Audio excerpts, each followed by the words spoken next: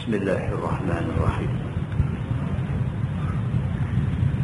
السلام عليكم ورحمة الله وبركاته. الحمد لله وبه نستعين. أشهد أن لا إله إلا الله وأشهد أن سيدنا محمدا عبده ورسوله، ونصلي ونسلم على هذا النبي الكريم سيد المرسلين وعلى آله وصحبه أجمعين. أما بعد، أيها المؤمنون اتقوا الله، أوصيكم وإياي بتقوى الله، فقد فاز المتقون. Muslimin dan muslimat, mudah-mudahan dirahmati Allah Subhanahu wa ta'ala. Di dalam sebuah hadis riwayat daripada Abi Mas'ud Al-Badri radhiyallahu anhu, kata dia, kuntu ghulaman li bis-sawt fasami'tu sawtan min khalfi, اعلم أبا مسعود، فلم أفهم الصوت من الغضب، فلما دنا مني إذا هو رسول الله صلى الله عليه وسلم، فإذا هو يقول اعلم أبا مسعود أن الله أقدر عليك منك على هذا الغلام. فقلت لا أضرب مملوكا بعده أبدا. وفي رواية فسقط الصوت من يدي من هيبته. وفي رواية فقلت يا رسول الله هو حر لوجه الله. فقال النبي صلى الله عليه وسلم أما إنه لو لم تفعل للفحتك النار أو لمستك النار، أو كما قال. hadis sahih riwayat Imam Muslim. Seorang sahabat Nabi, nama dia Abu Mas'ud Al-Badri radhiyallahu anhu, dia menceritakan, kata dia, aku pernah pada satu hari memukul hamba aku dengan tongkat. Satu orang sahabat Nabi, nama dia Abi Mas'ud. Dia cerita, dia kata dia pernah sekali dia godam, dia pukul hamba dia dengan tongkat.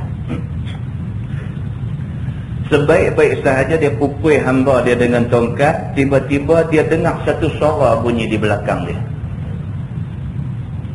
Suara tu kata, i'lam Aba Mas'ud.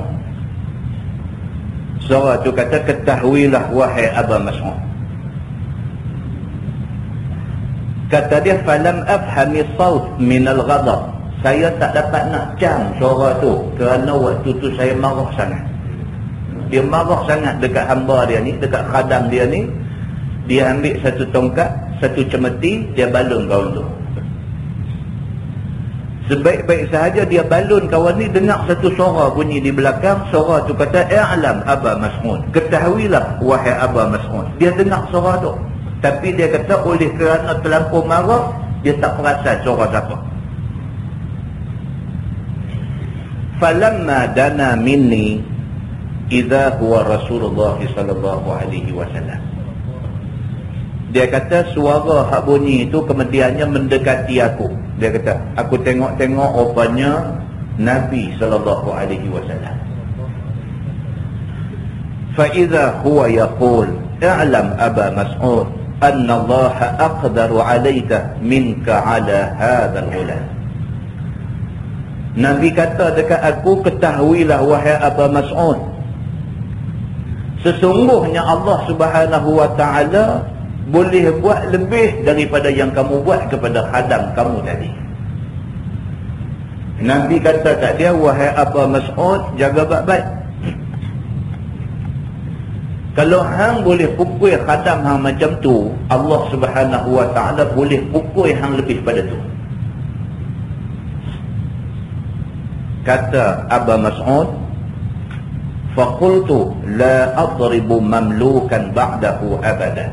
Dia kata, demi Allah, aku tak pukul dah orang selepas daripada kejadian tu sampai bila-bila. Lepas daripada Nabi SAW tegur dia kerana dia pukul khadam dia, dia kata selepas pada tu aku tak pukul dah siapa pun. Hadis itu hadis sahih riwayat Imam Muslim. Dalam sebuah hadis lain dia kata fasaqata saut min yadi min haibati. Dalam sebuah hadis lain Abu Mas'ud kata, sebaik-baik sahaja aku dengar suara Nabi SAW, tongkat yang aku guna buat pukul khadam aku tadi terlepas daripada tangan aku kerana hebatnya Nabi SAW.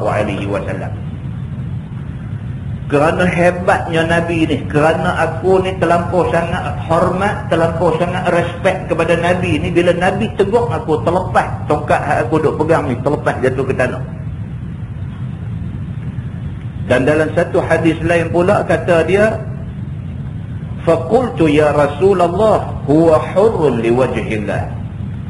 Dalam satu hadis lain pula Abu Mas'ud sebaik-baik sahaja Nabi SAW tegur dia, dia kata ke Nabi, ya Rasulullah huwa hurrun liwajhillah. Dia kata, ya Rasulullah, khadam aku ni, hamba aku ni, aku merdekakan dia kerana Allah. Kerana nak tebus perbuatan dia pukul khadam dia ni, dia merdekakan khadam ni. Dan Nabi SAW kata kat dia, ama innahu law lam taf'al lalafahatkan nar au lamassatkan nar. Nabi SAW kata kat dia, kalau sekiranya kamu tak merdekakan hamba kamu ni, pasti kamu dijilat oleh api neraka, ataupun pasti neraka menyentuh kamu. Hadis itu hadis sahih riwayat Imam Muslim. Muslimin dan muslimat yang dirahmati Allah sekalian, daripada hadis ini dapat kita faham bahawa Islam tak mau kita ni jadi manusia zalim. Islam tak mau. Islam tak mau kita jadi manusia yang suka buat naik orang. Islam tak mau kita jadi satu orang manusia yang menjadi punca kepada satu orang dizalimi di dalam masyarakat. Bahkan Allah Subhanahu wa taala berfirman dalam satu hadis qudsi.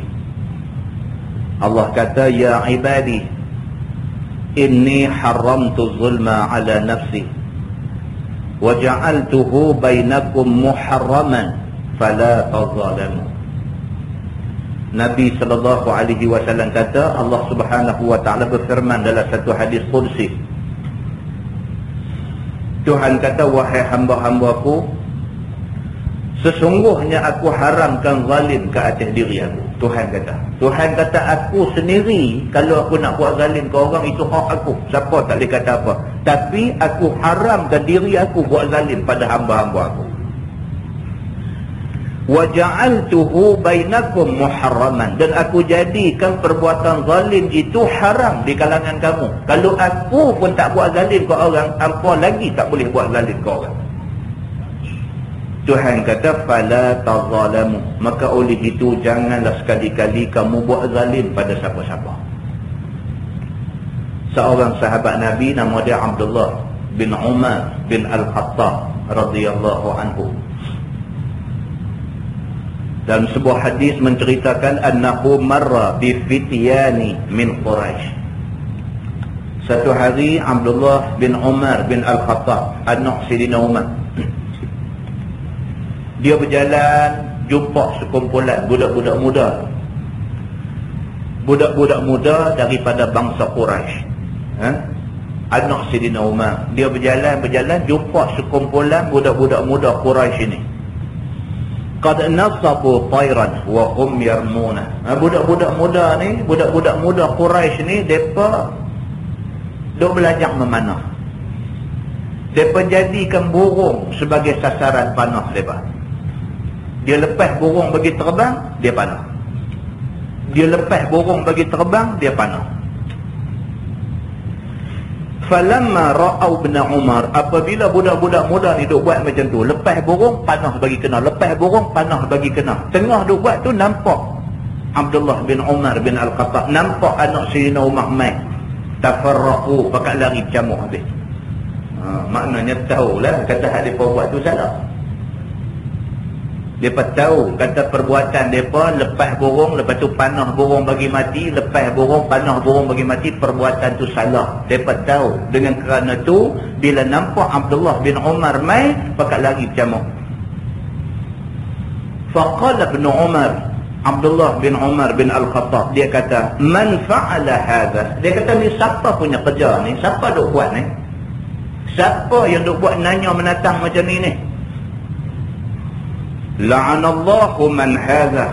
Dia kata laknat Allah kepada orang yang buat kerja macam ni. Inna Rasulullah sallallahu alaihi wasallam la'ana man ittakhadha syai'an fihi ruh gharaba. Kata dia, sesungguhnya Nabi sallallahu alaihi wasallam melaknat mana-mana orang yang menjadikan benda bernyawa sebagai sasaran dia. Hadis itu hadis sahih, muttafaqun alaih. Muslimin dan muslimat yang dirahmati Allah sekalian, daripada hadis ni dapat kita faham, buat nanya ke menatang pun Allah laknat, Nabi laknat. Apatah lagi kita buat nanya kepada orang. Allah Subhanahu wa taala laknat kita, Nabi sallallahu alaihi wasallam laknat kita. Tidak adalah manusia yang lebih malang daripada manusia yang mendapat laknat Allah dan laknat Nabi sallallahu alaihi wasallam. Mudah-mudahan kita ambil pengajaran dan kita tidak buat zalim kepada mana-mana makhluk Allah, sama ada manusia ataupun binatang. Kita menggunakan tafsir Nurul Ihsan jilid 2.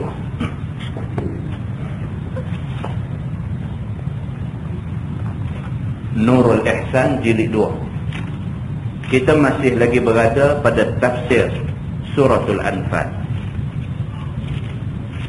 Kita masih lagi berada pada tafsir Suratul Anfal, dan pada malam ini kita masuk muka surat 132. 132. Kita masuk ayat 61. Firman Allah, a'udzubillahi minasyaitonir rajim. Wa in janahu lis-salmi fajnah laha wa tawakkal 'ala Allah innahu huwas samiul 'alim. Dan jika tuntut mereka itu, yakni kafir, bagi suluh, maka suluh olehmu ya Muhammad baginya. Malam ni kita nak tengok satu ayat, iaitu ayat 61 daripada Suratul Anfal. Allah Subhanahu wa taala bagi ingat kepada Nabi sallallahu alaihi wasallam, kalau sekiranya musuh kita minta nak berdamai, maka hendaklah kita terima perdamaian itu. Walaupun kita benci dia setara mana, walaupun kita meluat dekat dia setara mana, walaupun kita lugai sangatlah dengan dia ni sampai macam mana sekalipun, kalau dia minta nak berdamai, kita mesti terima perdamaian. Itu Allah suruh dalam Quran. Wa in janahu lis-salmi fajnah laha. Dan apabila mereka cenderung kepada nak minta berdamai, fajnah laha, maka hendaklah kamu terima kecenderungan mereka untuk berdamai itu. Dan janji olehmu akan mereka itu, dan tawakallah olehmu atas Allah Subhanahu wa taala. Kerana bahawasanya Allah Subhanahu wa taala ialah Tuhan yang amat mendengar lagi amat melihat. Tiada berlindung khianat kafir daripadanya akan sesuatu. Itu dia. Setelah kita terima musuh nak berdamai dengan kita, Tuhan kata wa tawakkal 'ala Allah. Wa tawakkal 'ala Allah maksudnya lepas pada tu kita serah pada Allah. Kalau ditakdirkan kita lawan dengan musuh, musuh dah nampak nak kalah, dia minta nak berdamai dengan kita. Musuh ada nampak tanda-tanda dia nak kalah, dalam keadaan dia desperate, dalam keadaan dia terdesak, dalam keadaan dia nak kalah, dia minta nak berdamai dengan kita. Islam, Quran suruh kita terima perdamaian itu. Kalau sekiranya lepas kita terima perdamaian itu, mereka nak buat khianat kita. Mereka buat trik aja. Lepas itu mereka nak perkena kita. Wa tawakkal 'ala Allah. Kita bertawakal kepada Allah. Innahu huwas samiul alim. Kerana Allah dialah Tuhan yang Maha mendengar. Dia dah dengar. Allah dengar dah musuh-musuh yang minta nak berdamai itu, mereka duk bincang adakah perdamaian itu ikhlas ataupun perdamaian itu bertujuan untuk nak kenakan kita. Innallaha sami', Tuhan dengar perbincangan mereka. Bahkan Allah itu Al-Alim, Allah Maha mengetahui apa nak jadi selepas daripada itu. Sebagai orang Islam, ayat Quran suruh kita berdamai. Islam bukan agama yang suka kepada bergaduh. Begitu. Firman Allah, wa in yuridu an yakhda'uka fa inna hasbakallah. Maksudnya, dan jika berkehendak, jika bertujuan mereka itu dengan suluh itu bahawa tipu mereka itu akan engkau, maka bahawa yang memadai akan dikau itu Allah Ta'ala daripada sekalian dunia akhirat. Itu dia. Tuhan kata kalau ditakdirkan selepas kita terima mereka nak berdamai, mereka buat nanya kita, mereka tipu kita, Allah Subhanahu Wa Ta'ala ada. Allah akan selesaikan apa yang patut Allah buat dekat mereka. Tentu manusia kadang-kadang dia tak percaya janji Tuhan. Inilah yang berlaku apabila berlaku perang di antara Sayyidina Ali bin Abi Talib dengan Muawiyah bin Abi Sufyan. Berlaku. Bila dalam perang itu ada tanda-tanda Muawiyah bin Abi Sufyan nak kalah, Muawiyah angkat Quran. Bila Muawiyah angkat Quran, Nabi Sayyidina Ali bin Abi Talib faham bahawa Muawiyah nak minta berdamai. Pengikut Sayyidina Ali bahagi dua. Sebahagian yang agresif tidak boleh terima perdamaian. Mereka kata dekat Sayyidina Ali, mereka kata, wahai Ali, Muawiyah ni dah terbukti dia musuh kita. Dia nak kalah, dia minta nak berdamai. Kami tak setuju kita berdamai dengan dia. Kerana di sebalik perdamaian ini mesti ada muslihat dia. Jadi satu kumpulan daripada pengikut Sayyidina Ali. Satu kumpulan lagi daripada pengikut Sayyidina Ali, mereka kata dekat Sayyidina Ali, mereka kata, wahai Ali, Allah berfirman dalam Quran, wa in janahu lisalmi fajnah laha wa tawakkal 'ala Allah. Tuhan kata kalau sekiranya musuh nampak cenderung kepada nak berdamai, kita mesti terima perdamaian. Selepas daripada tu apa nak jadi, kita tawakal pada Allah. Sayyidina Ali ikut pendapat golongan sederhana ini. Bila Sayyidina Ali ikut pendapat golongan sederhana ni, golongan agresif yang tak mau berdamai, yang nak terus berkelahi ni, golongan ini keluar daripada sokong Sayyidina Ali. Maka inilah asal-asal jadinya golongan Khawarij, iaitu golongan yang kharaja, yang keluar daripada sokong Sayyidina Ali kerana tidak setuju Sayyidina Ali berlembut di dalam soal ini. Sampai hari ini berlaku benda yang macam ni. Ada orang dia tak boleh terima benda-benda macam ni. Dia kira dia nak bergaduh. Maka akhirnya pergaduhan itu tidak bawa kebaikan kepada siapa-siapa. Muslimin dan muslimat yang dirahmati Allah sekalian. Firman Allah, huwallazi ayyadaka binasrih wa bil mu'minin. Dialah Tuhan yang menguat, yakni memenangkan akan dikau dengan penolongannya. Kita nak menangkan, nak kalahkan, Allah yang akan tentukan kita menang atau kalah. Kalau kalah, itu kehendak Allah. Kalau menang, itu juga kehendak Allah. Menang kalah ni bukan kita yang menentukan, tetapi Allah Subhanahu Wa Ta'ala yang menentukan. Bila sampai masa Allah nak bagi menang, tak ada siapa boleh halang Allah daripada anugerah kemenangan kepada orang Islam. Orang Islam kalau dia faham benda ni, tak timbul kecewa, tak timbul nak tuduh hang aku salah dan sebagainya, tidak timbul fitnah memfitnah di dalam masyarakat. Kalau orang Islam faham ajaran Quran, menang kalah itu ketentuan Allah Subhanahu Wa Ta'ala.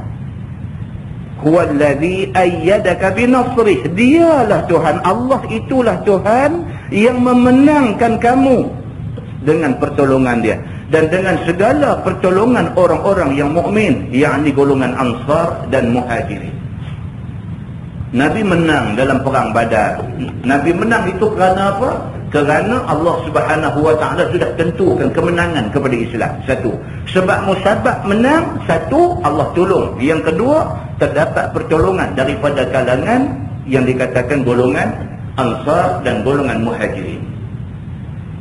Firman Allah Subhanahu wa ta'ala, wa allafa baina qulubihim, dan menjinak ia antara segala hati mereka, yakni segala hati orang Madinah, dengan datang engkau kepada mereka itu. Sebelum Nabi hijrah daripada Mekah ke Madinah, penduduk Madinah huru-hara bergaduh berkelahi tak habis-habis. Di Madinah tu, yang kata golongan Ansar ini, asal-asalnya dua puak yang besar, iaitu Aus dengan Khazraj. Berperang Aus dengan Khazraj ni ratus tahun. Bukan puluh tahun, ratus tahun. Aus dengan Khazraj duk berperang ni dah beratus tahun dah. Dah jadi musuh tradisi. Bila Nabi SAW hijrah daripada Mekah pergi ke Madinah, Nabi satukan Aus dan Khazraj. Nabi kata, sekarang tidak ada Aus, tidak ada Khazraj. Aku namakan hampa semua ni golongan Ansar. Nabi kata. Mereka terima. Bila mereka terima, mereka tak ada rasa kesukuan. Tak rasa dia orang Aus, tak rasa dia orang Khazraj. Dia rasa dia orang Islam, dia orang Ansar. Maka tak jadi sebab untuk nak jadi bergaduh antara mereka. Aduk jadi bergaduh ni apabila kita ni diklasifai, kita ni dikotak-kotakkan dalam suku-suku, dia nak jadi bergaduh. Dia ni tak suka kat bangsa tu tak suka kat dia ni prejudis kat kontu prejudis kat kau ni buruk sangka kat kontu buruk sangka kat kau ni. Tapi bila semua jadi orang Islam, tak ada apa, dia rasa semua saudara dia. Maka Nabi SAW bila hijrah saja dia sampai ke Madinah, hak ni dia buat. Dia satukan penduduk Madinah di atas nama orang Islam Ansar. Kemudian daripada liak hati dan berpecah-pecah orang Madinah, yakni puak Aus dan Khazraj, kerana ada peperangan antara keduanya sejak daripada masa 120 tahun dulu. Aku dia berperang ni 120 tahun dah berperang. Nabi SAW sampai di sana, maka Nabi SAW sedarakan di kalangan orang-orang Islam. Firman Allah, "Lau anfaqta ma fil ardi jami'ah ma allafta baina qulubihim walakinna Allah allafa bainahum." Jika ditakdirkan engkau belanja semua barang yang ada dalam bumi sekalian pada menjinakkan hati mereka itu, nescaya tiada boleh engkau beri jinak antara segala hati mereka itu. Tetapi Allah Subhanahu wa ta'ala juga yang memberi jinak antara mereka itu dengan kudratnya. Dalam ayat ni Allah Subhanahu wa ta'ala beritahu kat kita, nak bagi orang bersaudara ni bukan kerja senang, tuan-tuan. Kita nak bagi orang bersaudara, nak bagi jadi sedara. Sedara dalam maksud kata, kalau dia buat kawan tu, dia rasa macam dia buat diri sendiri. Nak bagi orang rasa bersaudara ni, kalau belanja segala duit yang ada atas muka bumi ni pun belum tentu kamu boleh buat benda ni. Allah Subhanahu wa ta'ala sahaja boleh buat benda ni. Senang ke tuan-tuan? Kita nak bagi orang berkawan yang sekian lama bermusuh, yang sekian lama duk cari pasal di antara satu sama lain, tiba-tiba kita nak bagi mereka hak bermusuh sekian lama ni nak bagi jadi kawan. Bukan senang. Duit bukan penyelesaian dia. Lungguk duit, lambak duit banyak mana pun, nak bagi dua orang yang bermusuh jadi kawan, tak boleh kawan. Yang boleh menjinakkan hati orang yang bermusuh ni Allah Subhanahu wa ta'ala. Muslimin dan muslimat yang dirahmati Allah sekalian, dalam sebuah hadis riwayat daripada Salman Al-Farisi radhiyallahu anhu, Salman kata Nabi SAW bersabda, Nabi kata kalau berjumpa dua orang yang di kalangan dua ni ada sikit pergeseran, ada sergai dalam hati. Kalau berjumpa dua orang yang dalam hati ini ada sikit pergeseran dan berjabat tangan dua orang ni, maka Allah Subhanahu wa ta'ala akan meluruhkan dosa dua orang ni seperti mana luruhnya daun kering daripada pokok. Nabi kata begitu. Kalau kita dengan satu orang ada sikit masalah, kita jumpa dia, kita tekan perasaan benci dekat dia tu, kita pisau tangan salam dengan dia, Allah luruhkan dosa kita tu. Ingat tak elok ke dia dan sebagainya selama ni, Allah luruh dosa-dosa tu macam mana luruh daun kering daripada pokok. Pasal apa Nabi SAW berani janji macam tu punya hebat? Pasal Nabi SAW tahu tak ramai orang boleh buat macam tu. Hak ada ni dia nampak dia ludah. Hak ada ni dia nampak kalau tak ludah pun dia simpang pergi ke lain orang. Dia benci dekat kawan tu sampai ke peringkat nak bagi salam pun dia tak mau bagi. Ni yang duk berlaku dalam masyarakat. Tapi kalau ada orang yang boleh jumpa kawan tu, dia memang ada masalah dengan kawan tu, dia pergi dekat kawan tu, dia suah tangan, dia salam, dia tengok muka kawan tu, Allah Subhanahu Wa Taala luruhkan dosa yang dia ada dengan kawan tu macam mana Allah luruhkan daun kering daripada pokok. Muslimin dan muslimat yang dirahmati Allah sekalian. Firman Allah, innahu azizun hakim. Bahwasanya Allah Subhanahu Wa Taala itu Tuhan yang menang atas pekerjaannya, lagi hakim pada perbuatannya. Allah Subhanahu Wa Taala ni dia aziz, maksudnya dia maha perkasa. Dia nak buat apa pun dia boleh buat, dia tentu menang. Apa yang dia mau tentu akan terlaksana. Allah menang. Dan Allah Subhanahu Wa Taala dalam nak melaksanakan apa kemahuan dia, Allah ini hakim, dia maha bijaksana. Firman Allah Subhanahu Wa Taala, ya ayyuhan nabi, wahai Nabi Muhammad, hasbukallah wa man ittaba'aka minal mu'minin. Memadai akan dikau oleh Allah pada segala perkara, dan memadai akan dikau oleh mereka yang ikut akan dikau daripada segala orang yang beriman. Allah Subhanahu Wa Taala sebut dalam ayat ni, dia kata hasbukallah, wahai Nabi Muhammad, cukuplah Allah jadi pelindung kamu, dan Allah sebagai pelindung orang yang beriman. Manusia ni kadang-kadang bila dia kena satu-satu ujian, dia tak berasa Allah boleh lindung dia. Nabi SAW dan sahabat-sahabat Nabi biasa rasa macam ni. Biasa rasa. Nabi Muhammad SAW biasa rasa ni macam mana bantuan Allah tak main-main ni. Rasa benda ni.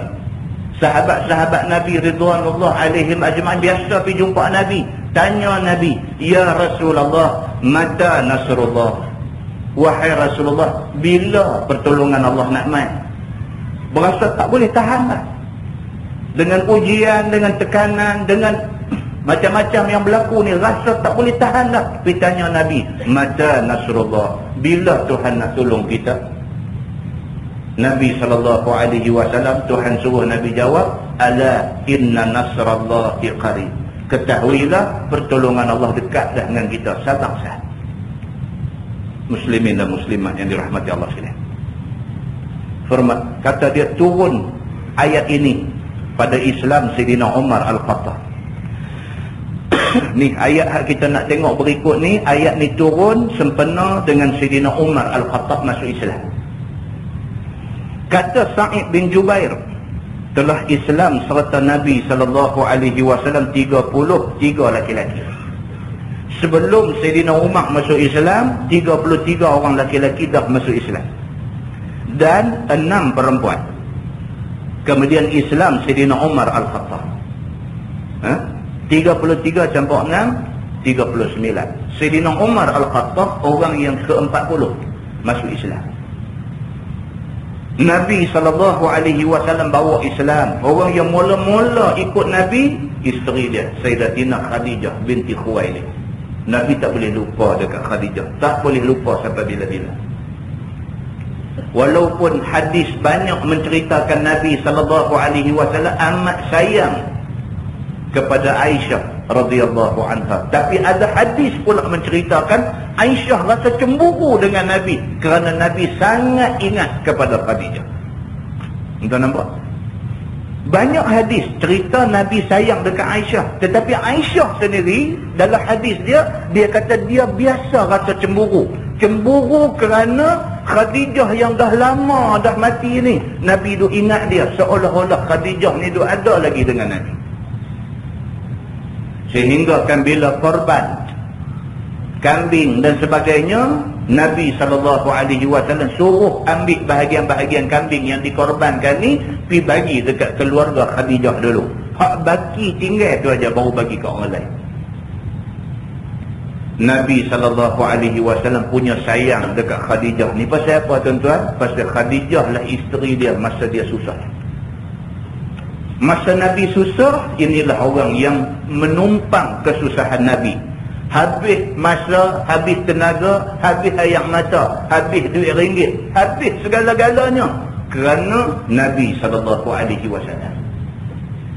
Inilah orang yang memberi ketenangan kepada Nabi ketika Nabi dalam kesusahan pada masa awal Islam. Lepas itulah baru diikuti oleh sahabat-sahabat lain. Sayyidina Abu Bakar As-Siddiq baru mailah kepada Sayyidina Ali bin Abi Talib daripada kalangan kanak-kanak dan sebagainya. Dan orang yang mengancam dakwah Nabi di antaranya Sayyidina Umar Al-Khattab. Dan Umar Al-Khattab masuk Islam sebagai orang yang ke-40 masuk Islam di depan Nabi sallallahu alaihi wasallam. Firman Allah, ya ayyuhan nabi harridil mu'minina 'alal qital. Wahai Nabi Muhammad, gemarkanlah olehmu akan segala orang mukmin itu untuk perang dengan kafir. Harrid ni maksud dia khabarkan. Harrid maksud dia khabarkan. Allah Subhanahu wa taala suruh Nabi Muhammad ni, wahai Muhammad, harridil mu'minin 'alal qital. Kobarkan semangat perang, semangat jihad di dalam diri orang-orang yang beriman. Tuan-tuan, kita nak encourage orang, kita nak suntik semangat kepada orang untuk nak buat satu benda bukan senang, tuan-tuan. Jangan kata nak semangatkan orang untuk berani turun perang. Kita nak semangatkan anak kita suruh baca buku pun susah. Bukan nak ajak pergi perang, bukan nak ajak pergi tumpah darah, bukan nak ajak pergi mati. Nak ajak suruh jadi orang yang berjaya atas dunia, suruh baca buku, periksa dekat pun susah. Bukan senang kita nak cungkir semangat orang, bukan senang kita nak timbulkan semangat dalam diri orang, bukan senang. Allah Subhanahu wa taala suruh Nabi buat kerja ni. Suruh Nabi khabarkan semangat berani jihad di kalangan para sahabat Nabi. Firman Allah, in yakun minkum 'ishruna sabirun yaghlibu mi'atain. Jika ada daripada kamu, yakni orang-orang mukmin itu 20 orang yang sabar sekalian, nescaya mengalah mereka itu akan 200 kafir. Allah Subhanahu wa taala beritahu dekat Nabi Muhammad, wahai Muhammad, kalau kamu boleh gerum, kalau kamu boleh dapatkan 20 orang, tapi 20 orang yang cukup tabah, cukup kental, cukup cekal, kalau kamu boleh dapat 20 orang yang macam ni, 20 boleh bagi tewas 200 orang musuh. Memang Islam mau orang macam ni. Islam tak mau orang Islam jadi macam hadis Nabi SAW kata. Nabi dah kata dah, akhir zaman yushikul umam, sudah hampir sampai dekat kamu satu zaman di mana umat Islam pada masa itu ramai macam mana buih dalam laut, tapi tak ada guna. Tak mau. Nabi SAW, bahkan Allah Subhanahu wa taala mau orang Islam yang ada, lebih-lebih lagi orang Islam akhir zaman hendaklah merupakan orang Islam yang cukup kental, cukup cekal, cukup tabah untuk nak bekerja pada Islam. Maka Allah Subhanahu wa taala kata dekat Nabi, kalau sekiranya kamu boleh gerum, kalau sekiranya kamu boleh bentuk, kamu boleh didik, kamu boleh adakan 'ishruna sabirun, 20 orang sahabat yang mereka ini sahabat yang sabar-sabar, yaghlibu mi'atain, 20 orang ini Tuhan kata boleh menewaskan 200 orang musuh. Ini hukum pada masa awal-awal Islam. Ini ayat ni turun pada masa awal-awal Islam. Kalau sekiranya orang Islam hanya 10% daripada jumlah musuh yang ada, kalau ditakdirkan masuk dalam medan perang, kalau lari dosa besar. Ini hukum awal-awal Islam. Hukum ni berat.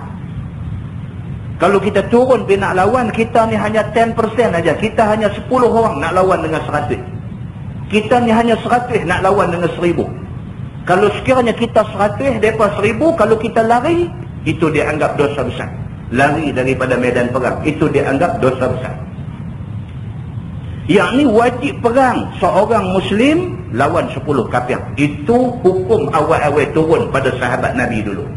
Tuan-tuan bayangkan, Islam yang kita terima hari ini, Islam yang sampai dekat kita di atas titisan darah sahabat Nabi. Ni, mereka nak pastikan Islam ni mai kat kita hari ni kita nak boleh semayang 5 waktu sehari semalam ni, kita nak reti tentang wuduk, kita nak reti tentang cara buat haji dan sebagainya, kita tahu kata kita ni jadi orang Islam, kita nak terima Islam ni dulu, sahabat-sahabat dulu ni seorang terpaksa lawan 10 musuh. Begitu. Firman Allah, wa in yakun minkum mi'atun yaghlibu alfan minal ladzina kafaru bi annakum qaumun la yafqahun. Dan jika ada daripada kamu itu 100 orang Islam, nescaya mengalah mereka akan 1000 orang kafir. Ni hukum awal dulu. Kalau kita ni hanya 10% daripada jumlah musuh, mesti lawan. Kalau lari, berdosa. Ini hukum masa awal dulu. Dengan sebab bahawasanya mereka itu, yakni orang kafir itu, kaum yang tidak faham mereka suruh tegah Allah. Jahil sekalian dengan Allah dan hari kiamat. Dan tiada qasad perang kerana suruh Allah dan meninggikan kalimah Allah, dan kerana nak tuntut keredaan Allah, seperti yang dikerja oleh orang mukmin itu.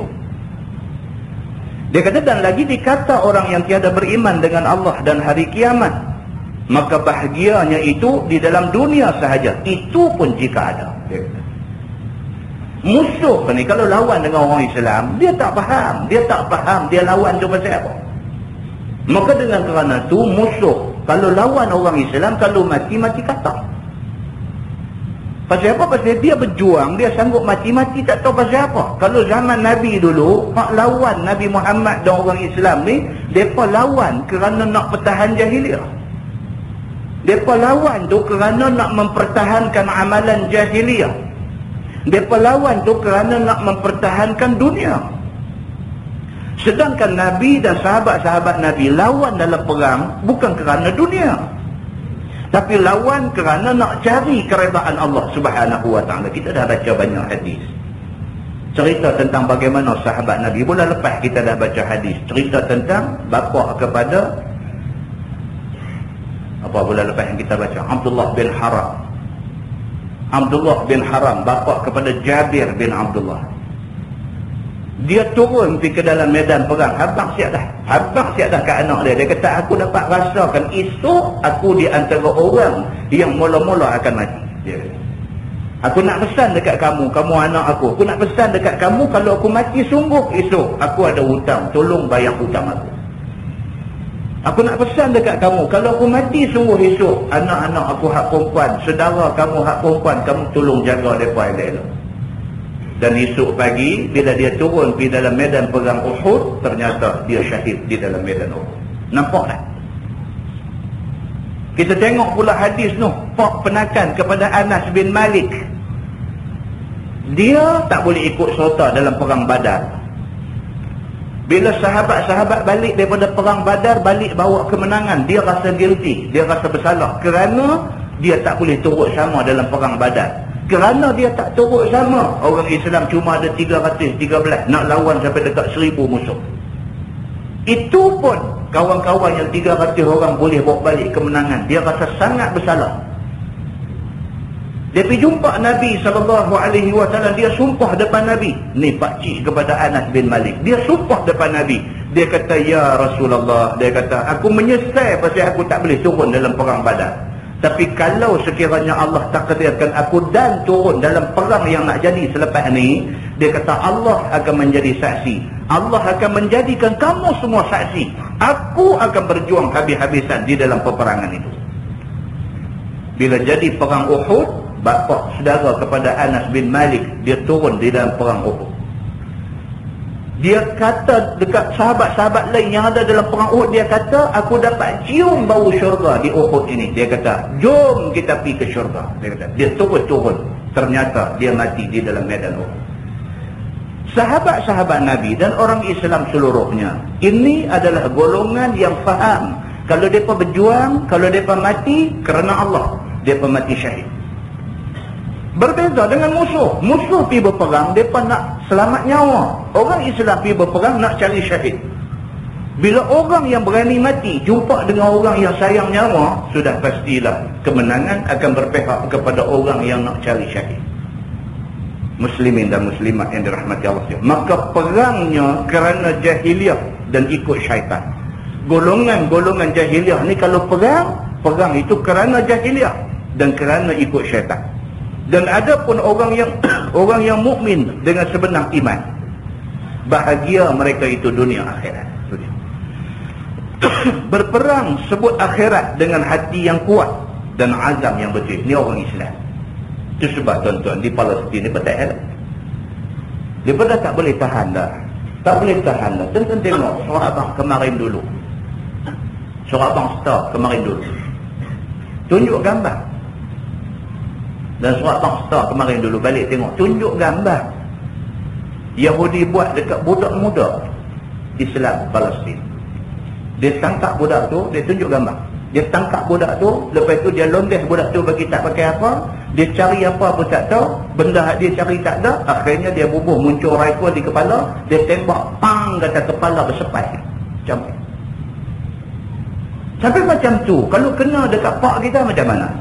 Kalau kena dekat anak kita macam mana? Kalau kena dekat adik abang kita macam mana? Kalau kena dekat saudara kita macam mana? Kalau kena dekat jiran sebelah rumah kita yang begitu punya baik dengan kita macam mana? Mereka dah tak boleh tahan dah. Palestin dah tak boleh tahan dah. Dia balut bom di badan dia, dia pergi rempuk tempat orang-orang yang menjadi policy maker kepada kerajaan Yahudi Israel ini. Dia seorang mati, 20 orang Israel jahat mati sama. Maka tidak heran ulama-ulama hari ini termasuk Profesor Dr. Yusuf Al-Qardawi mengisytiharkan mati itu mati syahid. Syekh Al-Azhar mengisytiharkan mati itu mati syahid. Pasal dia mati kerana nak mempertahankan tanah ayah dia. Sabit daripada nas hadis yang sahih mengatakan mati itu mati syahid.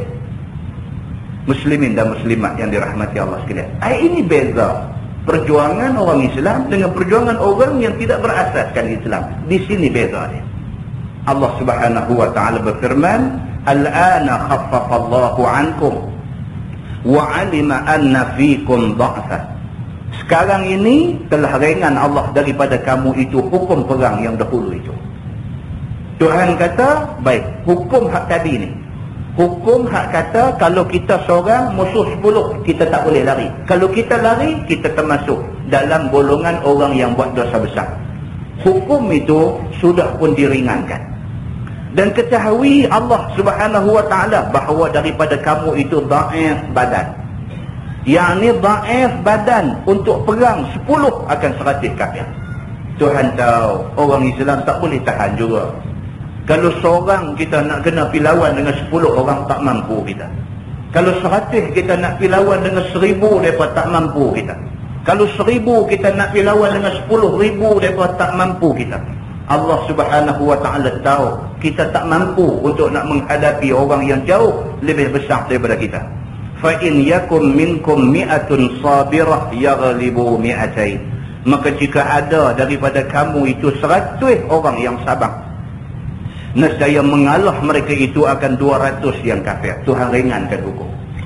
Kalau sekiranya hampa 100 nak lawan 200, maksud dia ratio dia 1 lawan 2. Okey, kalau lari baru berdosa. Kalau 1 nak kena lawan lebih pada 2, kamu lari, kamu tidak berdosa.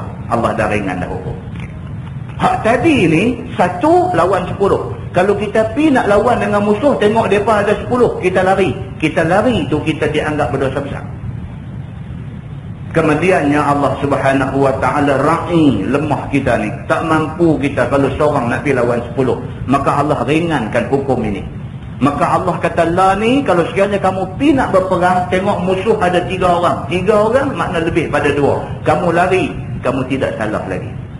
Tapi kalau kamu pi, musuh ada 2, kamu lari, baru kamu berdosa. Allah Subhanahu wa taala meringankan hukum itu. Firman Allah, wa in yakum minkum alfun yaghlibu alfaini biiznillah. Dan jika ada daripada kamu 1000 orang Islam, nescaya mengalah mereka itu akan 2,000 kafir dengan izin Allah. Maksud dia ratio 1:2. Seorang lawan 2 orang musuh. Ini hukum perang. 1 wajib lawan 2 kafir. Telah memansuhkan hukum yang dahulu, iaitu 1 lawan 10. Tuan-tuan boleh faham? Baik, dia kata jika Muslim 10, seteru 20, maka wajib lawan. Haram lari. Dan jika seteru 20, tidak wajib lawan, harus lari. Dia kata. Bila musuh dah lebih daripada 2, kalau kita rasa tak makan cekak, kita lari tidak berdosa. Begitu. Firman Allah Subhanahu wa taala, wallahu ma'as sabirin. Dan Allah Ta'ala itu serta segala orang yang sabar. Pertolongan Allah dan menangnya dan turun tak kala diambil tebusan daripada tawan perang Badar. Ni pula kita nak tengok kisah tebusan perang Badar. Firman Allah Subhanahu wa taala, "Ma kana li nabiyyin an yakuna lahu asra hatta yuskhina fil ardi turiduna 'arada ad-dunya wallahu yuridul akhirah." Tiada sayogia bagi Nabi itu bahawa ada baginya tawanan. Tuhan beritahu. Tidak sepatutnya orang Islam yang masih lagi lemah, tidak kuat, tak berkuasa di atas muka bumi, tiba-tiba nak ambil tawanan, nak jual tawanan, nak ambil duit. Tak patut buat macam tu. Sehingga jadi kuat, yakni sehingga jadi kuat orang Islam pada dalam bumi dengan banyak dibunuh kafir-kafir. Sehinggalah orang Islam ini merupakan kelompok yang dominan di atas muka bumi. Selagi mana kita ni minoriti yang lemah, kita tak boleh utamakan kebenaran. Sehinggalah kita ni dah jadi satu kelompok yang majoriti, yang dominan di dalam masyarakat, barulah kita boleh fikir tentang kebenaran. Begitu. Kamu kehendaki, hai orang Islam, dengan tawanan itu harta dunia dengan ambil tebusan. Dan Allah Subhanahu wa taala kehendaki akhirat sahaja, yakni dengan bunuh buang mereka itu. Orang Islam dalam perang Badar berjaya tawan 70 orang kafir. Bila tawan 70 orang kafir ni, 70 orang duk ada ni duk fikir nak buat macam mana depa ni. Nak bunuh ke tawanan 70 orang yang kita dapat ni, ataupun kita boleh buat tawaran dekat orang kafir, siapa nak bebaskan adik-beradik dia yang kena tangkap, mai bayar tebusan, baru kami lepas. Ini cerita dia. Perongan untuk nak tebus, nak ambil duit daripada musuh, lepas orang kafir yang ditawan. Tuhan tak bagi.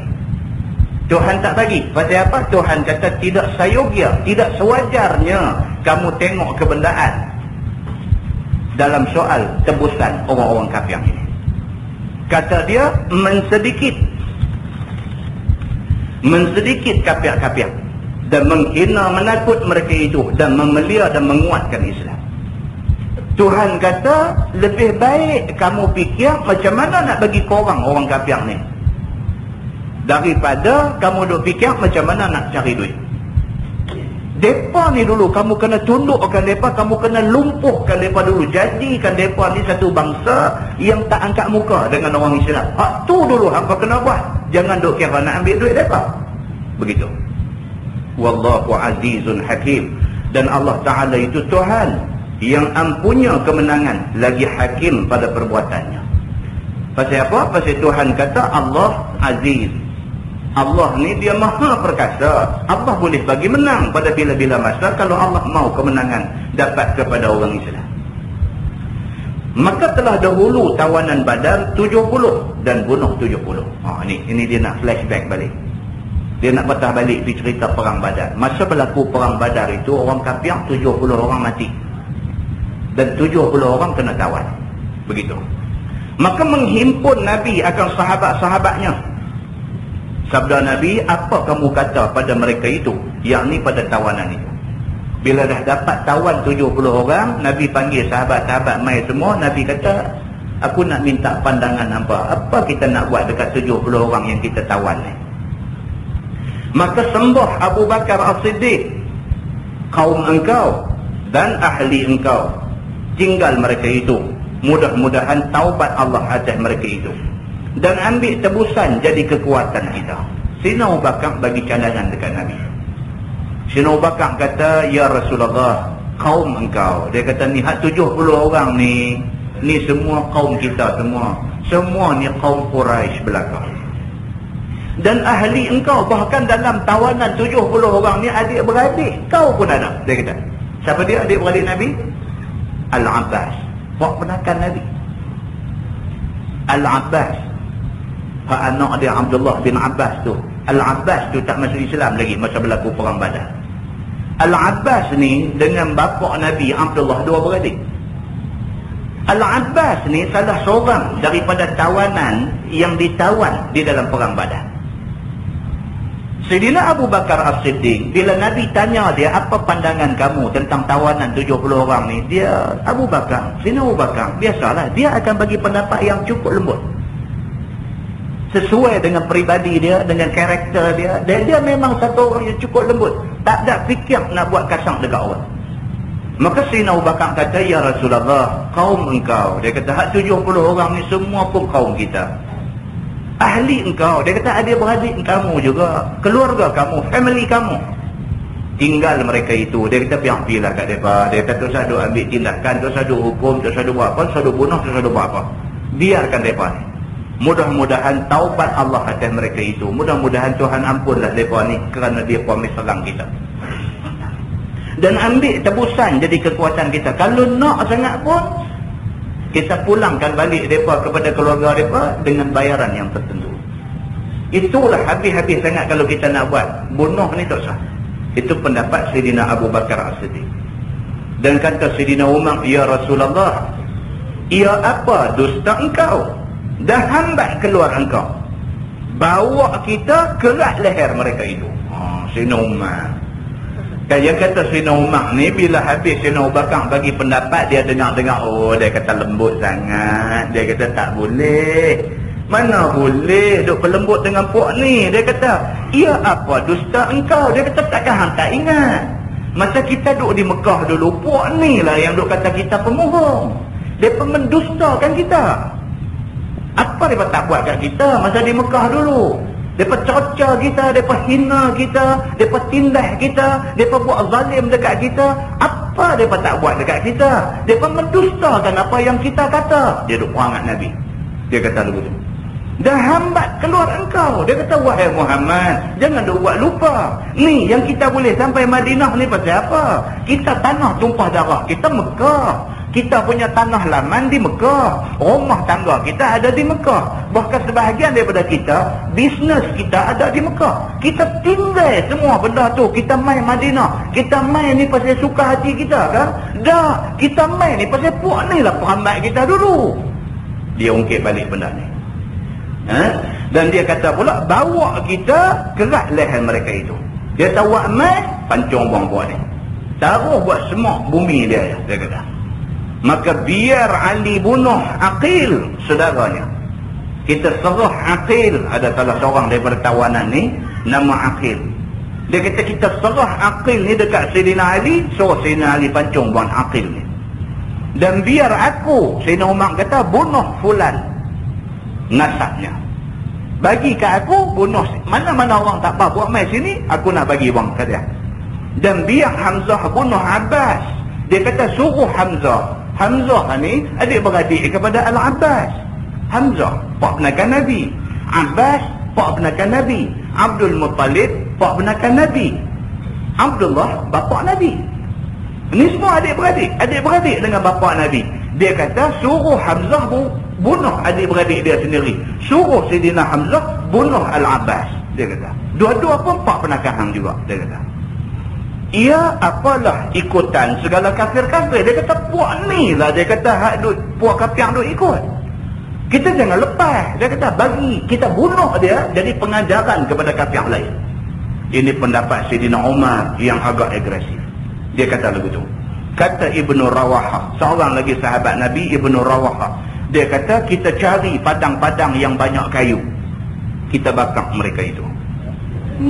Lagi berdesuk kepala otak dia ni.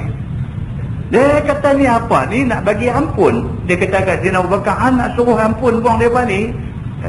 Sorry lah, ampun ni aku tak fikir langsung. Umar, Hang cadang suruh pancung pun tak cong. Dia kata mati cepat sangat mereka ni. Padan dengan apa yang mereka buat kat kita, kita buat pi mereka tengah padang, kita buat pi kayu api, kita cucuh mereka biar dia mati tu, sementara nak mati tu dia rasa sakit. Ini pendapat Ibnu Rawah. Maka diam Nabi SAW. Nabi bila dengar pandangan yang macam tu, pandangan yang jauh beza, Nabi bila dengar macam tu, Nabi diam. Nabi tak kata apa. Maka masuk Nabi ke dalam rumah. Maka kata setengah manusia, ni masing-masing sahabat ni, ada di kalangan mereka ni duk tertanya-tanya. Sebahagian kata Rasulullah pakai perkataan Abu Bakar. Setengah kata aku perasan Nabi dia ikut Abu Bakar. Sebahagian ni bila tengok dah 3 orang bagi pendapat, Nabi diam, Nabi tak kata apa. Nabi masuk dalam rumah. Sebahagian ada di luar ni dia kata aku perasan Nabi akan ikut Abu Bakar. Tengok yang lepas-lepas pun banyak benda lah yang Nabi tu ikut Abu Bakar ni. Aku rasa Nabi akan ikut pendapat Abu Bakar. Dan kata setengah perkataan Umar. Sebahagian lagi hak jenis agresif ni dia kata apa? Dia kata aku ingat Nabi ikut Umar, puak ni kena pancung habis lagi.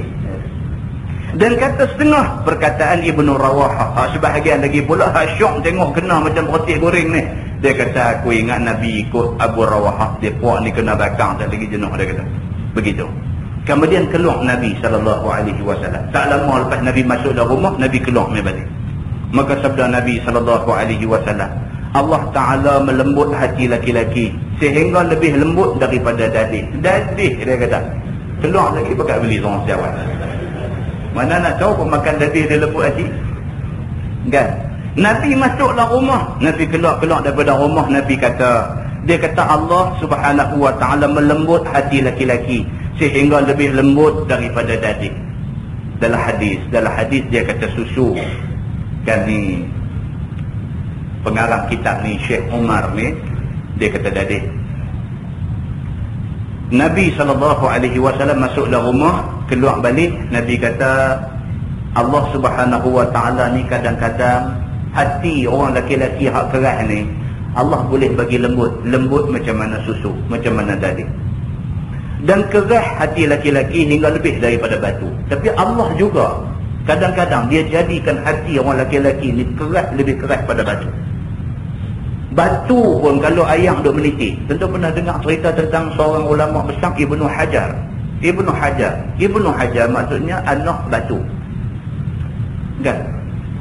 Dia ni mengaji, saya tak apa nak boleh ingat. Ingatan tak kuat. Dia bawa diri dia fresh mengaji, tak apa nak boleh ingat ni, pergi duduk dalam satu gua. Tiap-tiap hari dia pergi duduk dalam tu, duduk melengung, duduk fikir, awaklah aku ni payah sangat mengaji. Allah saja nak bagi pengajaran dekat dia. Allah tunjuk depan pintu gua tu ada ayam duk meniti. Di bawah tu ada satu batu pejai, batu keras. Dia duk tengok ayam tu duk meniti. Satu hari berasa nak pergi tengok bekas ayam duk titik tu, pergi pegang belekok batu tu. Pengajaran main dalam kepala dia. Dia kata kalau batu keras keras pejai macam ni, ayam hak lembut cair ni duk meniti, satu hari berbekas batu ni sampai jadi lekuk, dia kata. Walaupun ambil masa, tapi akhirnya batu yang keras ni jadi bekas. Takkanlah otak aku ni keras, lebih keras pada batu ni. Dengan ambil pengajaran tu, berbekalkan kepada semangat tu, dia pergi belajar pula, Allah buka hati dia. Dia jadi ulama terkenal kemudian. Allah Subhanahu Wa Ta'ala boleh jadikan hati orang laki-laki ni keras, lebih keras pada batu. Ada orang tak ada kata apa, sampai mati keras hati. Bukan keras hati tak mau nak boleh berbincang dengan orang, tak keras hati tak mau mengaji. Sampai mati tak mau pergi mengaji mana. Dia dengan prinsip tu lah dia pegang daripada dia akil balik dulu sampai dia habis umur. Prinsip dia satu aja, mengaji ni tak usah banyak. Pasal apa? Lagi banyak tahu, lagi banyak susah, dia kata. Kita tak usah mengaji dah. Takat mana kita tahu, kita buat hak tu. Tuhan tahu dia pergi pusing kot tu. Takat mana kita tahu, kita dah tahu dah kata semayang fardu 5 kali sehari semalam. Kita buat hak ni 5 kali ni, jangan duk tinggal, dia kata. Ada lebih sikit masa semayang sunat. Hak tu je, lain duk Nabi duk cari. Hang cari, hang tahu banyak, hang susah, dia kata. Itu prinsip hidup dia. Sampai mati dia keras hati dengan prinsip tu. Allah boleh jadikan hati manusia ni lebih keras daripada batu, dan Allah boleh jadikan hati orang ni lembut macam mana daging, dia kata. Maka umpama engkau wahai Abu Bakar, Nabi kata seumpama Nabi Ibrahim. Nabi kata kat sini Abu Bakar, Nabi kata kamu ni Abu Bakar, kamu ni macam Nabi Ibrahim. Nabi Ibrahim pernah kata, faman tabi'ani fa innahu minni wa man 'asani fa innaka ghafurur rahim. Barang siapa ikut aku, maka ia daripada kalangan aku. Nabi Ibrahim pernah kata begitu. Dia ajak orang ni suruh ikut dakwah yang dia bawa. Nabi Ibrahim alaihi salam, dia ajak orang suruh ikut dia, yang Namrud raja duk sekat orang tak bagi ikut dia. Sampai satu peringkat dia dah pergi tarik orang elok dah, puak ni semua dah mengaku nak ikut dia dah, dia keluar, Namrud hantar orang dia pergi bagi rosak balik, puak tu patah balik, tak jadi ikut dia. Lah Nabi Ibrahim alaihi salam sampai satu peringkat dia apa kata yang dia kata faman tabi'ani, dia kata lah macam ni lah, siapa yang rasa nak ikut aku fa innahu minni, maka sesungguhnya orang yang ikut aku tu itu golongan aku, dia kata. Wa man 'asani, dan barang siapa yang derhaka engkar tak mau ikut aku fa innaka ghafurur rahim, dia kata wahai Allah, kamu Tuhan yang maha pengampun lagi maha penyayang. Lembut hati lah Nabi Ibrahim, lembut hati. Dia tak kata dekat Tuhan ya Allah, dia kata barang siapa ikut aku, aku mengaku depa golongan aku, siapa tak ikut aku, bom bagi mati. Dia tak kata lagu tu. Sebaliknya Nabi Ibrahim alaihi salam dia kata wa man 'asani, barang siapa derhaka aku, tak mau ikut ajaran yang aku bawa ni, petunjuk yang aku bawa ni, fa innaka ghafurur rahim, kamu ya Allah, kamu maha pengampun, kamu maha penyayang. Ampunkan dosa mereka, tunjukkan kasih sayang kamu, bagi petunjuk pada mereka. Ni Nabi Ibrahim lembut hati begitu. Dan barang siapa derhaka aku, maka engkau amat mengampuni lagi rahim. Dan Sayyidina Abu Bakar juga umpama Nabi Isa. Nabi kata kat Sayyidina Abu Bakar, hang ni macam Nabi Ibrahim, macam Nabi Isa. Pasal Nabi Isa dulu pernah kata, in tu'azibhum fa innahum ibaduk wa in taghfir lahum fa innaka antal azizul hakim. Jika engkau azab mereka itu, Nabi Isa dia doa ajak orang ikut dia, ramai hata mau ikut dia. Nabi Isa minta doa dekat Tuhan. Nabi Isa kata in tu'azibhum, ya Allah, kalau kamu nak azab orang yang tak mau ikut aku ni, fa innahum ibaduk, maka mereka itu kok mana pun hamba engkau juga. Mereka ni tak mau ikut aku. Kalau kerana mereka tak ikut aku, kamu nak azab mereka, mereka tetap hamba engkau. Dan jika engkau ampun mereka, maka engkau Tuhan yang aziz lagi al-hakim. Dia kata tapi kalau kamu ampunkan mereka ni, sesungguhnya kamu Tuhan yang maha perkasa. Kamu boleh azab, tapi kamu bagi pengampunan, itu lebih baik bagi kamu. Begitu. Dan umpama engkau wahai Umar, Nabi beralih kat Sayyidina Umar. Hak tadi punya bagus duk perangat Nabi tadi ni, suruh pancung tengkok apa semua, Nabi beralih kat Sayyidina Umar. Nabi kata dan umpama engkau wahai Umar, umpama Nabi Nuh. Tak salah juga lah. Maknanya hak tadi agresif tadi ni, kita boleh biar mereka ni takkan tak ingat dulu mereka apa mereka tak buat kat kita. Mereka cerca, mereka maki kita, mereka buat nanya kita, mereka buat zalim kita, mereka halau kita dan sebagainya. Takkan hari ni nak lepas macam tu saja mereka ni, buat main kat aku nak pancung semua. Ni Sayyidina Umar ni. Kata-kata dia tu Nabi tak marah. Cuma Nabi katakan dia, kamu ni wahai Umar, kamu macam Nabi Nuh. Dia kata ia, yang ni kata Nabi Nuh, wahai Tuhanku, jangan engkau tinggal dalam bumi seorang daripada segala kafir. Nabi Nuh ni bila dia ajak orang suruh ikut dia, orang tak mau ikut dia, sampai satu peringkat dia angkat tangan minta kat Tuhan. Dia kata ya Allah, dia kata tersadu taruh buat ni, pelikut orang semua sekali, dia kata. Dan umpama Nabi Musa, Nabi Muhammad kata dekat Sayyidina Umar, dia kata hang ni macam Nabi Musa. Kata Nabi Musa, wahai Tuhanku, itmis, jadi batu harta modak mereka itu. Itmis ni bahasa Arab tu, ada alif depan tu, dia buat ta min sin aja. Itmis, Itmis maksudnya hancur lumatkan. Itu maksud itmis. Nabi Allah Musa alaihi salam dia pernah doa dekat Tuhan, dia kata itmis ala amwalihim washdud ala qulubihim. Maksudnya hancur lumatkan harta benda mereka ni dan keras sampai ke sudah hati mereka ni. Sudah. Nabi Musa dia fed up dah dengan golongan ni.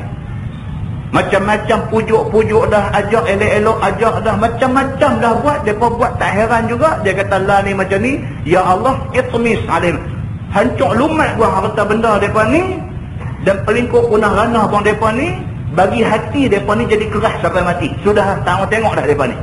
Nabi Musa pernah minta lagu tu kepada Allah Subhanahu wa ta'ala. Dan kuatkan kufur atas hati mereka itu. Kemudian sabda Nabi SAW bagi segala orang-orang tawanan itu. Kata Nabi, kamu sekalian di dalam tawanan, maka tiada lepas seorang daripada kamu melainkan dengan tebus ataupun bunuh. Nabi bagi pilihan dekat orang tawanan ni, lah ni macam ni, aku ambil jalan tengah.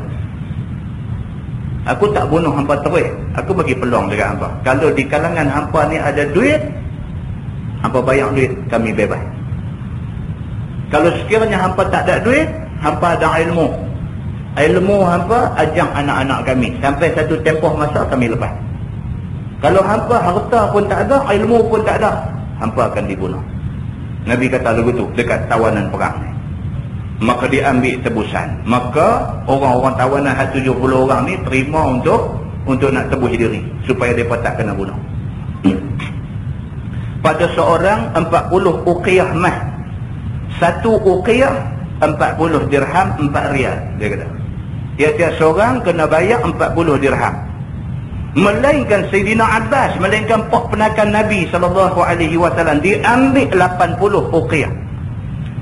Dan melainkan Suhail bin Bayda, tiada diambil tebusan, sebaliknya dilepas dia begitu sahaja. Sebab dia pernah jadi orang Islam, tetapi dia keluar main nak perang dengan Nabi kerana kerasi, kerana dia dipaksa.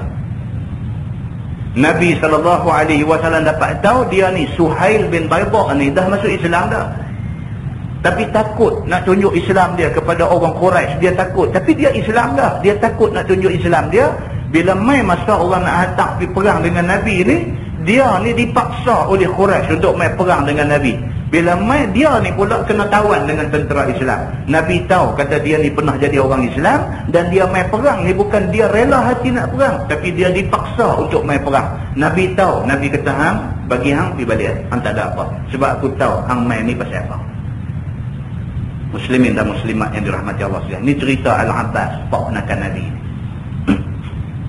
Kalau tengok dalam kitab tafsir yang besar-besar, dia ada panjang lagi cerita pasal Al-Abbas ni, salah seorang tawanan ni.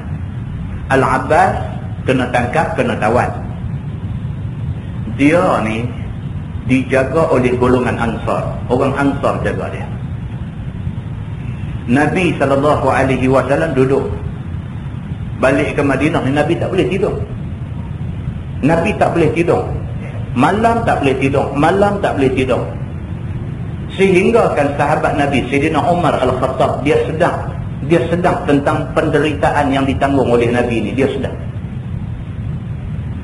Maka Sayyidina Umar pergi tanya Nabi. Dia kata, ya Rasulullah, kamu ada masalah ke?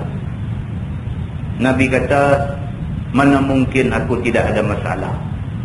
Mana mungkin Muhammad boleh tidur lena, sedangkan bapa saudara aku sendiri di dalam tawanan sana. Tuan-tuan, adik-beradik, tuan-tuan, adik-beradik, kok mana pun kita ni, adik-beradik ni, dia jadi cerita lain juga. Bila Sayyidina Umar tanya dia kata kat Sayyidina Umar, Nabi SAW kata dekat Sayyidina Umar, dia kata, wahai Umar, mana mungkin Muhammad boleh tidur lena, sedangkan pak saudara Muhammad sendiri dia ada dalam tawanan. Umar Al-Khattab bila dengar macam tu, dia kata, kamu bimbangkah tentang Al-Abbas ini ya Rasulullah? Nabi kata, aku sangat bimbang kerana sahabat-sahabat Ansar mendesak supaya dibunuh sahaja mereka ini. Umar kata, lah macam ni ya Rasulullah, izinkan aku pergi bercakap dengan sahabat Ansar. Umar kata dekat Nabi, dia kata, ya Rasulullah, izinkan aku nak pergi bercakap dengan sahabat Ansar yang duk jaga Al-Abbas dalam tawanan, dalam tahanan. Sayyidina Umar pergi jumpa mereka. Sayyidina Umar kata, izinkan aku nak bawa keluar Al-Abbas balik ke Madinah. Tuan-tuan tahu apa jawab sahabat Ansar yang duk jaga tawanan ni? Mereka kata, demi Allah kami tidak akan lepas Al-Abbas ini. Bagaimana kami nak lepaskan Al-Abbas? Dia pak sedara Nabi. Tiba-tiba dia menentang Nabi cukup kuat. Mereka ada alasan dia apa? Kalau orang lain lawan Nabi, tak apa. Dia kata, ni pak penakan sendiri, lawan Nabi. Macam mana kami nak lepas dia? Kami tak boleh lepas. Demi Allah, kami tidak akan lepas dia.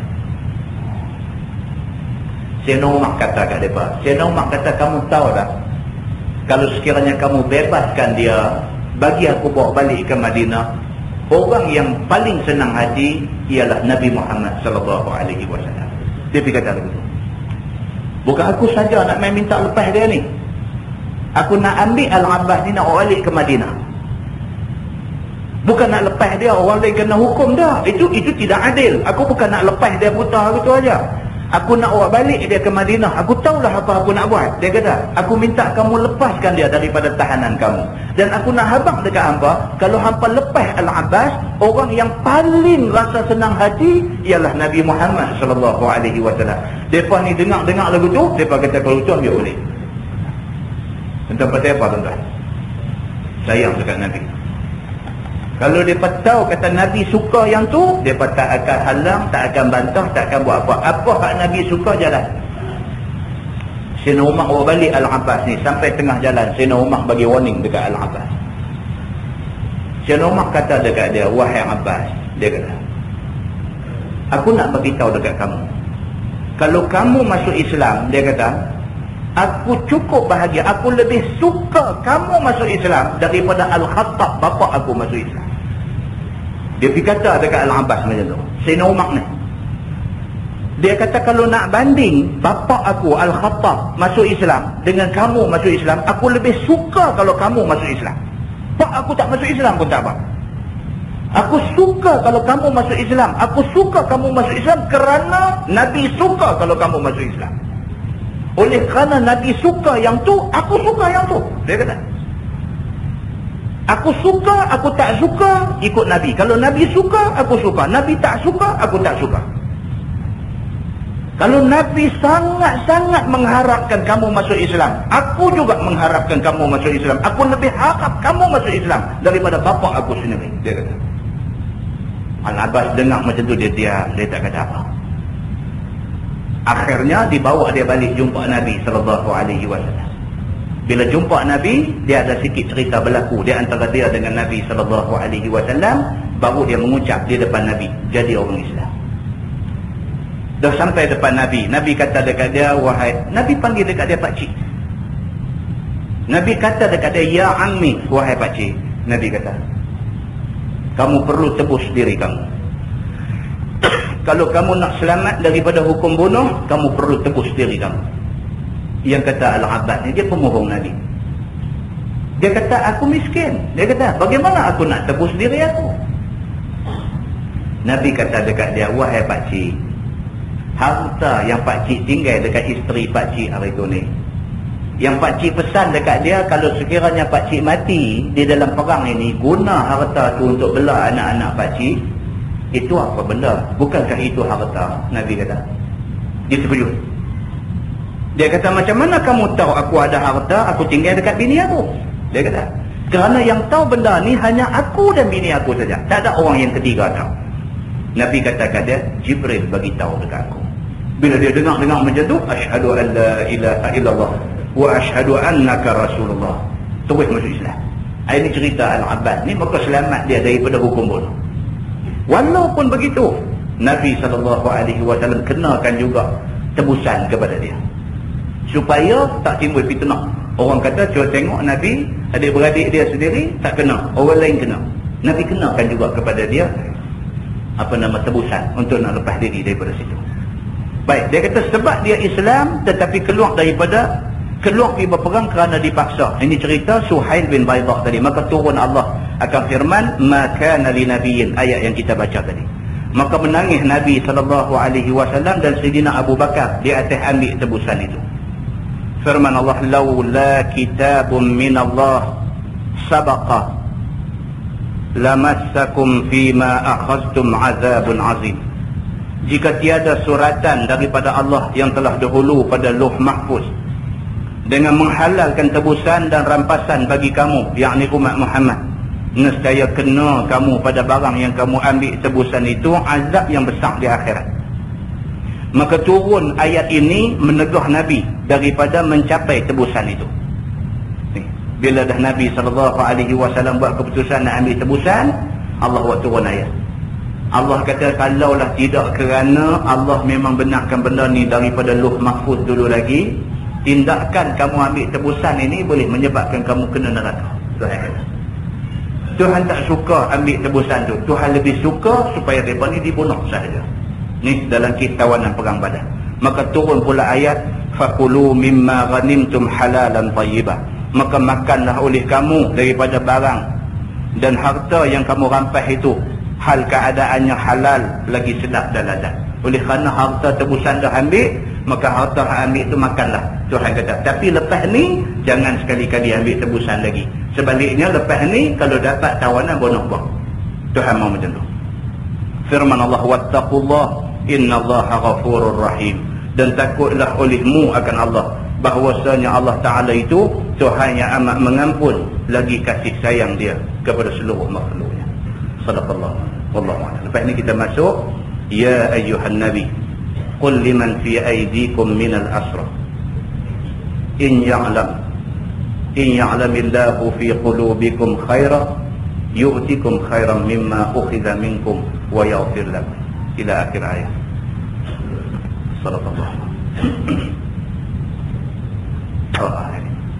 Tadi sunatkan kita mula membaca dia dengan bismillah. Kita akan baca selepas ni. Dan dia ada mengandungi satu kisah yang sangat baik untuk diambil pengajaran. Allahuakbar. Kita tangguhkan dengan tasbih kafarah dan surah Al-Asr. Subhanakallah. La ilaha illa anta. Bismillahirrahmanirrahim. Wal 'asr innal insana illa alladhina. Sebelum itu pengumuman tadi jadual diedarkan 3 masjid. Allahumma salli ala Muhammadin fil awwalin wal akhirin wa sallim radhiyallahu tabaraka wa ta'ala an sayyidina ashabi sayyidina Rasulillah ajma'in. Bismillahirrahmanirrahim. Alhamdulillahi rabbil alamin hamdan yuwafi ni'amahu wa yukafi'u mazidah. Ya Rabbana lakal hamdu kama yanbaghi li jalali wajhikal karim wa 'azim sultanik. رضينا بالله ربا وبالإسلام دينا وبمحمد نبيا ورسولا. اللهم افتح علينا فتوح العارفين وارزقنا فهم النبيين بجاه خاتم المرسلين. اللهم فقهنا في الدين وعلمنا التأويل واهدنا صراطك المستقيم. اللهم أرنا الحق حقا وارزقنا اتباعه وأرنا الباطل باطلا وارزقنا اجتنابه. اللهم اجعل جمعنا جمعا مرحوما وتفرقنا من بعده تفرقا معصوما. وصلى الله على محمد وعلى آله وصحبه وسلم والحمد لله رب العالمين. السلام عليكم.